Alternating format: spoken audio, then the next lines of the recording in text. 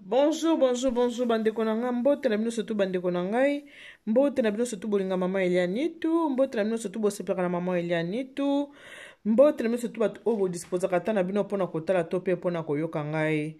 Naye ko présenter bino ba excuse na ngai parce que nayebi kieli tozaki na rendez-vous ngai na bino na 20h30 pour tokutana na live. Mais comme on dit là on propose des dispose, on va permettre que élève na biso lelo eko ko salama. Nga na bino lelo moyen tokutana na live ezate.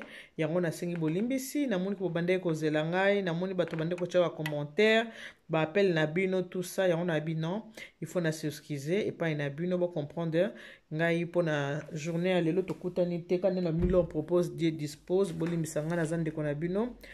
Nzamba sunga biso lobi bokozo ba émission ndenge to mesana ko sala chaque jour mona chila bino émission moko nzamba batela lobi bokozo émission na sala émission lobi ti soki nzamba sungi to komi dimanche to kokutana na live mais to ko sala live na biso à partir ya 21h dimanche prochain à 21h to kozala en live na sengi na ba abonné na ngai surtout bolimbisa ngai na sengi pe na bandeko baza ba abonné te bolimbisa na sengi na bato ba partager client bolimbisa na za wa bino maman Elianitu bolimbisa ngai en tout cas avec toute l'humilité na sengi bino vraiment pardon.